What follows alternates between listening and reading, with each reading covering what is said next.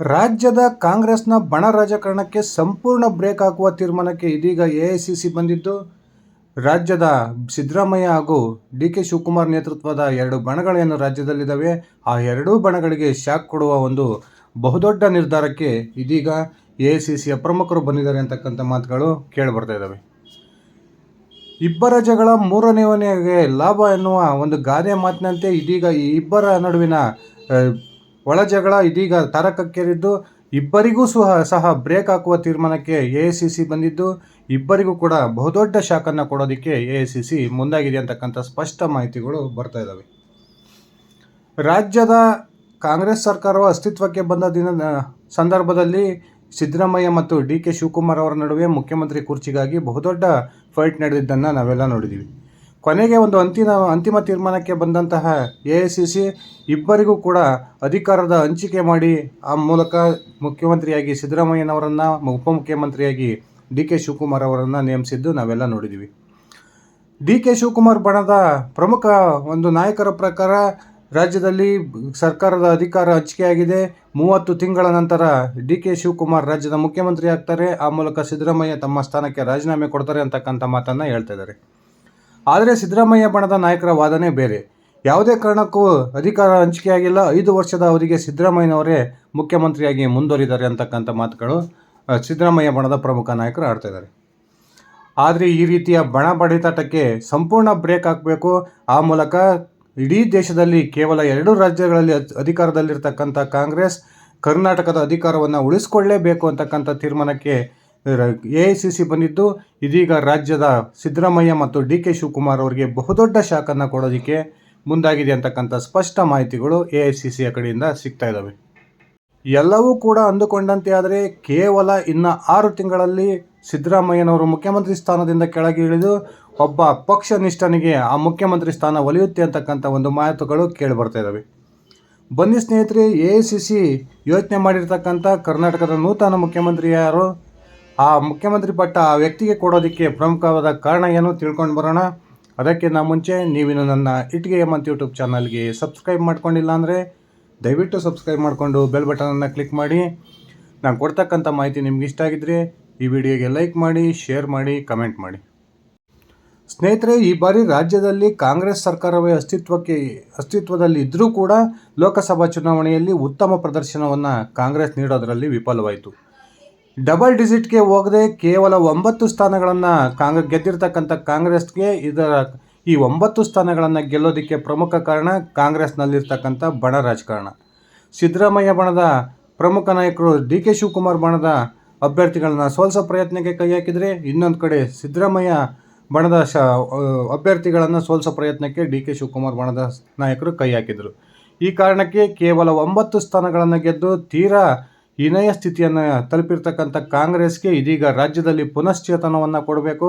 ಆ ಮೂಲಕ ರಾಷ್ಟ್ರದಲ್ಲಿ ಕೇವಲ ತೆಲಂಗಾಣ ಮತ್ತು ಕರ್ನಾಟಕದಲ್ಲಿರ್ತಕ್ಕಂಥ ಕಾಂಗ್ರೆಸ್ ಸರ್ಕಾರವನ್ನು ಉಳಿಸ್ಕೊಳ್ಬೇಕು ಅಂತಕ್ಕಂಥ ತೀರ್ಮಾನಕ್ಕೆ ಇದೀಗ ಹೈಕಮಾಂಡ್ ನಾಯಕರು ಬಂದಿದ್ದು, ರಾಜ್ಯದ ಮುಖ್ಯಮಂತ್ರಿಯ ಬದಲಾವಣೆಗೆ ಈ ತಯಾರಿಯನ್ನು ಮಾಡ್ಕೊಳ್ತಿದ್ದಾರೆ ಅಂತಕ್ಕಂಥ ಮಾಹಿತಿಗಳು ಸ್ಪಷ್ಟವಾಗ್ತಾ ಇದ್ದಾವೆ. ಹಾಗಾದರೆ ಸಿದ್ದರಾಮಯ್ಯನವರನ್ನು ಮುಖ್ಯಮಂತ್ರಿ ಸ್ಥಾನದಿಂದ ಕೆಳಗಿಳಿಸಿದರೆ ಇನ್ನೇನು ಎಲ್ಲರೂ ಅಂದ್ಕೊಂತಾರೆ ಸಾಮಾನ್ಯವಾಗಿ ಡಿ ಕೆ ಶಿವಕುಮಾರ್ ಮುಂದಿನ ಮುಖ್ಯಮಂತ್ರಿ ಆಗ್ತಾರೆ ಅಂತ. ಡಿ ಕೆ ಶಿವಕುಮಾರ್ ಮುಖ್ಯಮಂತ್ರಿ ಆಗೋದಕ್ಕೆ ಬಹುದೊಡ್ಡ ಸಮಸ್ಯೆಗಳಿದ್ದಾವೆ. ಡಿ ಕೆ ಶಿವಕುಮಾರ್ ಈಗಾಗಲೇ ಸ್ವತಃ ಕಾನೂನು ತೊಡಕುಗಳನ್ನು ಕೂಡ ಎದುರಿಸ್ತಾ ಇದ್ದಾರೆ.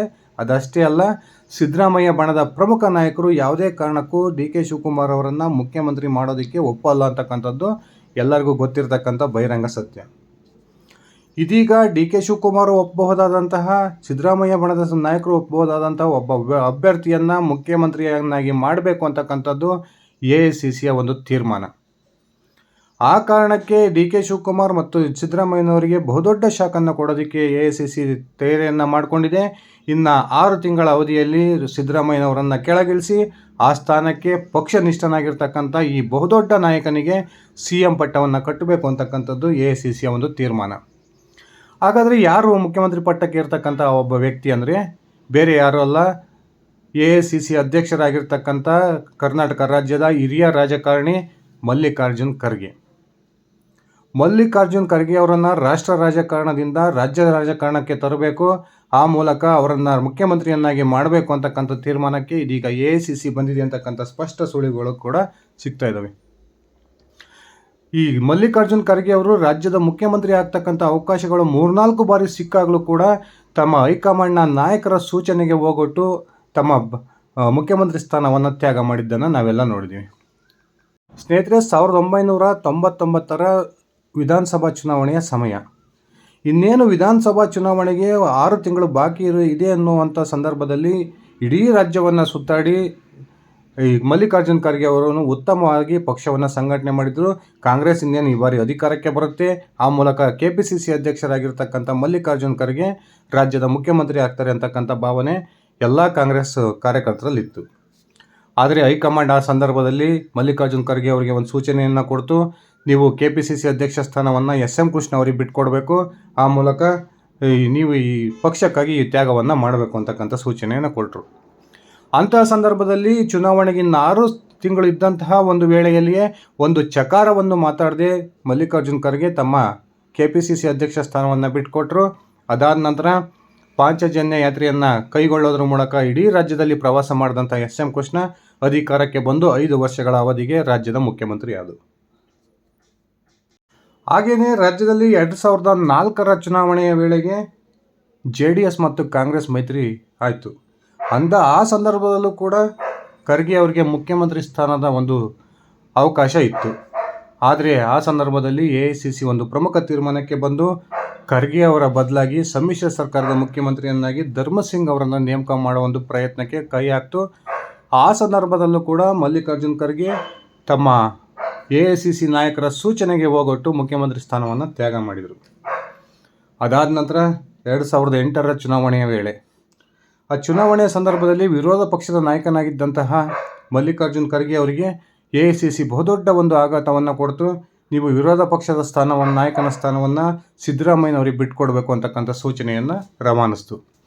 ಆ ಒಂದು ಸಂದರ್ಭದಲ್ಲಿಯೂ ಕೂಡ ಒಂದು ಚಕಾರವನ್ನು ಎತ್ತದೆ ಖರ್ಗೆ ಅವರು ತಮ್ಮ ವಿರೋಧ ಪಕ್ಷದ ನಾಯಕ ಸ್ಥಾನವನ್ನು ಬಿಟ್ಟುಕೊಟ್ಟರು. ಆ ಮೂಲಕ ರಾಜ್ಯದ ರಾಜಕಾರಣದಿಂದ ರಾಷ್ಟ್ರ ರಾಜಕಾರಣಕ್ಕೆ ಶಿಫ್ಟ್ ಆದರು. ಇಷ್ಟೆಲ್ಲ ಪಕ್ಷನಿಷ್ಠೆ ತೋರಿಸಿರ್ತಕ್ಕಂಥ ಮಲ್ಲಿಕಾರ್ಜುನ್ ಖರ್ಗೆ 2014ರಲ್ಲಿ ರಾಹುಲ್ ಗಾಂಧಿ ನೇತೃತ್ವದಲ್ಲಿ ಏನು ಲೋಕ ಚುನಾವಣೆಯನ್ನು ಕಾಂಗ್ರೆಸ್ ಎದುರಿಸ್ತು. 2019ರ ಚುನಾವಣೆಯಲ್ಲಿ AICC ಅಧ್ಯಕ್ಷರಾಗಿರ್ತಕ್ಕಂಥ ಸೋನಿಯಾ ಗಾಂಧಿ ನೇತೃತ್ವದಲ್ಲಿ ಕಾಂಗ್ರೆಸ್ ಚುನಾವಣೆಯನ್ನು ಎದುರಿಸ್ತು. ಆ 2 ಚುನಾವಣೆಗಳಿಗಿಂತ ಇದೀಗ AICC ಅಧ್ಯಕ್ಷರಾಗಿರ್ತಕ್ಕಂಥ ಮಲ್ಲಿಕಾರ್ಜುನ್ ಖರ್ಗೆ ಅವರ ನೇತೃತ್ವದಲ್ಲಿ ಕಾಂಗ್ರೆಸ್ ಎದುರಿಸ್ತಕ್ಕಂಥ ಚುನಾವಣೆಯಲ್ಲಿ 100ರ ಗಡಿಗೆ ಬಂದು ಕಾಂಗ್ರೆಸ್ ಸಂಸದರ ಸ್ಥಾನ ನಿಂತಿದ್ದಾರೆ. ಇಡೀ ರಾಷ್ಟ್ರದಲ್ಲಿ ಕಾಂಗ್ರೆಸ್ಗೆ ಮತ್ತೊಮ್ಮೆ ಪುನಶ್ಚೇತನವನ್ನು ಕೊಟ್ಟಿರ್ತಕ್ಕಂಥದ್ದು ಈ ಮಲ್ಲಿಕಾರ್ಜುನ್ ಖರ್ಗೆ ಅಂದರೆ ತಪ್ಪಾಗೋದಿಲ್ಲ. ಈಗಾಗಲೇ ರಾಜ್ಯಸಭೆಯ ವಿರೋಧ ಪಕ್ಷದ ನಾಯಕರು AICC ಅಧ್ಯಕ್ಷರು ಆಗಿ ಅಧಿಕಾರವನ್ನು ನಡೆಸ್ತಾ ಇರ್ತಕ್ಕಂಥ ಮಲ್ಲಿಕಾರ್ಜುನ್ ಖರ್ಗೆ ಅವರಿಗೆ ಬಹುದೊಡ್ಡ ಗಿಫ್ಟನ್ನು ಕೊಡಬೇಕು, ಇವರ ಪಕ್ಷನಿಷ್ಠೆಗೆ ನಾವು ಮಣೆ ಹಾಕಬೇಕು ಅಂತಕ್ಕಂಥ ತೀರ್ಮಾನಕ್ಕೆ ಸೋನಿಯಾ ಗಾಂಧಿ, ರಾಹುಲ್ ಗಾಂಧಿ ಅವರು ಬಂದಿದ್ದಾರೆ ಅಂತಕ್ಕಂಥ ಒಂದು ಸ್ಪಷ್ಟ ಸೂಚನೆಗಳು ಸಿಗ್ತಾ ಇದ್ದಾವೆ. ಆ ಕಾರಣಕ್ಕೆ ಹೇಗಿದ್ದರೂ ಕರ್ನಾಟಕ ರಾಜ್ಯದಲ್ಲಿ DK ಶಿವಕುಮಾರ್ ಮತ್ತು ಸಿದ್ದರಾಮಯ್ಯ ನಡುವೆ ಬಣ ರಾಜಕಾರಣ ನಡೀತಾ ಇದೆ. ಈ ಬಣ ರಾಜಕಾರಣದ ಕಾರಣಕ್ಕೆ ಈ ಬಾರಿ ಲೋಕಸಭಾ ಚುನಾವಣೆಯಲ್ಲಿ ಕಾಂಗ್ರೆಸ್ ಹೀನಾಯ ಸ್ಥಿತಿಯನ್ನು ಕರ್ನಾಟಕದಲ್ಲಿ ತಲುಪಿದೆ. ಈ ಒಂದು ಸಮಸ್ಯೆಗೆ ಪರಿಹಾರವನ್ನು ಕಂಡುಹಿಡಿಬೇಕು. ಆ ಮೂಲಕ ಈ ಇಬ್ಬರೂ ನಾಯಕರನ್ನು ದೂರ ಇಟ್ಟು ಆ ಸ್ಥಾನಕ್ಕೆ ಮಲ್ಲಿಕಾರ್ಜುನ್ ಖರ್ಗೆ ಅವರನ್ನು ಕೂರಿಸಬೇಕು ಅಂತಕ್ಕಂಥ ತೀರ್ಮಾನಕ್ಕೆ ಇದೀಗ AICCಯ ನಾಯಕರು ಬಂದಿದ್ದು ರಾಜ್ಯದ ಮುಖ್ಯಮಂತ್ರಿಯಾಗಿ ಬಹುತೇಕ ಮಲ್ಲಿಕಾರ್ಜುನ್ ಖರ್ಗೆ ಅವರನ್ನು ನೇಮಕ ಮಾಡೋ ಸಾಧ್ಯತೆಗಳು ಇದ್ದಾವೆ ಅಂತಕ್ಕಂಥ ಸ್ಪಷ್ಟ ಸೂಚನೆಗಳು ಸಿಗ್ತಾ ಇದ್ದಾವೆ. ಮಲ್ಲಿಕಾರ್ಜುನ್ ಖರ್ಗೆ ಅವರನ್ನೇನಾದರೂ ನಿಜಕ್ಕೂ AICC ರಾಜ್ಯದ ಮುಖ್ಯಮಂತ್ರಿಯನ್ನಾಗಿ ಮಾಡಬೇಕು ಅಂತಕ್ಕಂಥ ಸೂಚನೆಯನ್ನು ರಾಜ್ಯದ ಕಾಂಗ್ರೆಸ್ ನಾಯಕರಿಗೆ ರವಾನಿಸಿದ್ದೇ ಆದರೆ ಆ ಸಂದರ್ಭದಲ್ಲಿ 2 ಬಣದ ನಾಯಕರು ಯಾವುದೇ ವಿರೋಧವನ್ನು ವ್ಯಕ್ತಪಡಿಸಲ್ಲ ಅಂತಕ್ಕಂಥದ್ದು AICCಯ ಒಂದು ದೂರಾಲೋಚನೆ.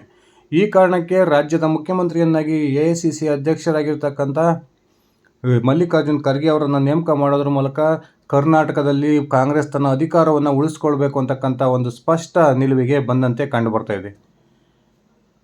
ಮಲ್ಲಿಕಾರ್ಜುನ್ ಖರ್ಗೆ ಅವರ ಪಕ್ಷ ನಿಷ್ಠೆ ಹಾಗೂ ಗಾಂಧಿ ಕುಟುಂಬದ ನಿಷ್ಠೆಗೆ ಈ ಬಹುದೊಡ್ಡ ಒಂದು ಗಿಫ್ಟನ್ನು AICC ಕೊಡುತ್ತೆ ಅಂತಕ್ಕಂಥ ಮಾತುಗಳು ಕೇಳಿ ಬರ್ತಾ ಇದ್ದಾವೆ.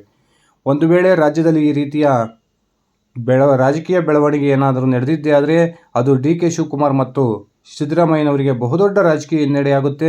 ಆ ಮೂಲಕ ಏನು ಬಣ ರಾಜಕಾರಣದಲ್ಲಿ ಹೊಡೆದಾಡ್ತಾ ಇದ್ದಾರೆ, ಈ ಬಣ ರಾಜಕಾರಣವು ಕೂಡ ಕರ್ನಾಟಕದಲ್ಲಿ ಕೊನೆ ಆಗ್ಬೋದು ಅಂತಕ್ಕಂಥ ಮಾತುಗಳು ಕೂಡ ಕೇಳಿ ಬರ್ತಾ ಇದ್ದಾವೆ. ಅದಷ್ಟೇ ಅಲ್ಲ, ಇಂದಿನಿಂದನೂ ಕೂಡ ಏನು ದಲಿತ CM ಕೂಗು ಕಾಂಗ್ರೆಸ್ನಲ್ಲಿ ಕೇಳಿಬರ್ತಿತ್ತು. ಆ ದಲಿತ ವರ್ಗಕ್ಕೆ ಒಂದು CM ಸ್ಥಾನವನ್ನು ಕೊಟ್ಟಂಥ ಹೆಮ್ಮೆ ಕೂಡ AICCಗೆ ದೊರಕುತ್ತೆ ಅಂತಕ್ಕಂಥದ್ದು AICC ನಾಯಕರ ಲೆಕ್ಕಾಚಾರ. ಕಾದು ನೋಡೋಣ ಸ್ನೇಹಿತರೆ, ಇನ್ನೊಂದು 3-4 ತಿಂಗಳಲ್ಲಿ ರಾಜ್ಯ ರಾಜಕಾರಣದಲ್ಲಿ ಯಾವ ರೀತಿಯ ಬೆಳವಣಿಗೆಗಳಾಗ್ಬೋದು. ಸಿದ್ದರಾಮಯ್ಯ ಅವರನ್ನು ಕೆಳಗಿಳಿಸೋದ್ರ ಮೂಲಕ DK ಶಿವಕುಮಾರ್ ಅವರ ಬದಲಾಗಿ ನಿಜಕ್ಕೂ ಮಲ್ಲಿಕಾರ್ಜುನ್ ಖರ್ಗೆ ಅವರನ್ನು ರಾಜ್ಯದ ಮುಖ್ಯಮಂತ್ರಿಯನ್ನಾಗಿ AICC ಸೂಚಿಸುತ್ತಾ, ಅಂಥ ಸಂದರ್ಭದಲ್ಲಿ ಕಾಂಗ್ರೆಸ್ನಲ್ಲಿ ಭಿನ್ನಮತ ಏನಾದರೂ ತಲೆದೋರುತ್ತಾ? ಇದರ ಕುರಿತು ನಿಮ್ಮ ವೈಯಕ್ತಿಕ ಅಭಿಪ್ರಾಯ ಏನಿದೆ ದಯವಿಟ್ಟು ಕಮೆಂಟ್ ಮಾಡಿ ತಿಳಿಸಿ.